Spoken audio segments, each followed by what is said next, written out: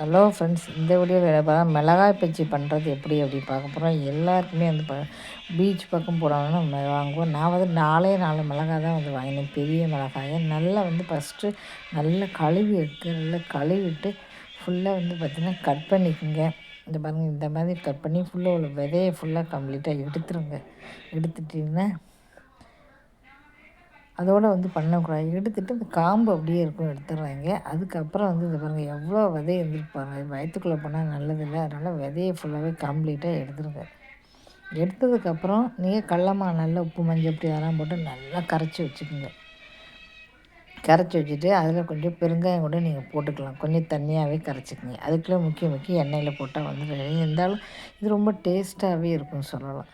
இது வந்து பார்த்திங்கன்னா இந்த மாதிரி டம்ளர், பெரிய டம்ளர் நான் கொஞ்சமாக பண்ணேன், போட முடியாது, மிளகா பெருசாக இருக்குது. அதுக்கப்புறம் வந்து மாற்றினேன். அதனால் முக்கி எடுக்கும்போது கூட இந்த மாதிரி டம்ளரில் இருந்தால் கூட வைக்கலாம். சில பேர் முழுசாக அப்படியே வந்து முக்கி போடுறாங்க. சில பேர் என்ன பண்ணுறாங்க, இதை கீறதும் இல்லை, விலகே இல்லை, அப்படியே மிளகாயை வாங்கி அப்படியே வந்து முக்கி போடுறாங்க. அப்படி என்ன ஆகும் அப்படின்னா, அப்போ கடித்து சாப்பிடும்போது உங்களுக்கு உரைப்பு இருக்கும். ஏன்னா உள்ளுக்குள்ளே ஃபுல்லாக விதைகள் வந்து இருக்குது. அப்போ இந்த விதைகளில் வந்து பார்த்திங்கன்னா நல்ல ஒரு காரம் இருக்கும். அந்த விதைகளை நீங்கள் வெளியில் எடுத்துட்டீங்க அப்படின்னா காரம் இருக்காது. அதுக்காக சில பேர் என்ன பண்ணுவாங்க, மிளகா பஜ்ஜியை அப்படியே ஃபுல்லாகவே நல்லா முக்கி எடுத்து அப்படியே போட்டுறாங்க. அப்போ நீங்கள் கடித்து சாப்பிடும்போது பயங்கர காரமாக இருக்கும். காரம் வேண்டாம்னு நினைக்கிறவங்க இந்த மாதிரி கீறி விதையை வெளியில் எடுத்துகிட்டு இந்த மாதிரி நீங்கள் பண்ணி சாப்பிட்லாம். அவ்வளோ காரம் வந்து இருக்காது. ரொம்ப சாப்பிடக்கூடாது, 1 2 தான் சாப்பிடணும், அதுக்கு மேலே சாப்பிடக்கூடாது. இதெல்லாம் வந்து போட்டு நீங்கள் வந்து இந்த மாதிரி வந்து போட்டு சாப்பிடலாம். சாப்பிட்றதுக்கு ரொம்ப சூப்பராக இருக்கும். இன்னும் சாப்பிட்டுட்டே இருக்கலாம். தினம் ரொம்ப சாப்பிடாதீங்க. ரொம்ப காரம் போட்டாலும் வயிறு வந்து 2 3 மொத்தமே 4 தான் பண்ணேன். அதே மாதிரி நீங்கள் கொஞ்சமாக பண்ணி வந்து சாப்பிடுங்க.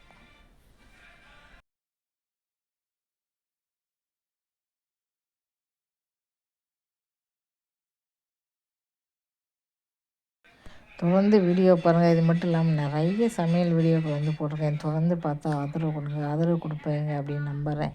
இந்த வீடியோ பிடிச்சா மறக்காமல் சேனலை சப்ஸ்கிரைப் பண்ணுங்கள். இது மட்டும் இல்லாமல் நிறைய வீடியோக்கள் வந்து போட்டுக்கிட்டே தான் இருக்கேன். எக்கச்சக்கம் வந்து போட்டிருக்கேன். அதனால் மறக்காமல் வந்து பாருங்கள். மோட்டிவேஷன் வீடியோ, சமையல் வீடியோ, அந்த வீடியோ இந்த வீடியோ ஏதாவது ஒன்று போட்டுக்கிட்டே தான் இருக்கேன். பாருங்கள், இப்படி முக்கி நம்ம போட்டால் நல்லாயிருக்கும். நல்லா வெந்து எடுத்துக்கலாம். நல்ல முறு கொஞ்சம் விடுங்க.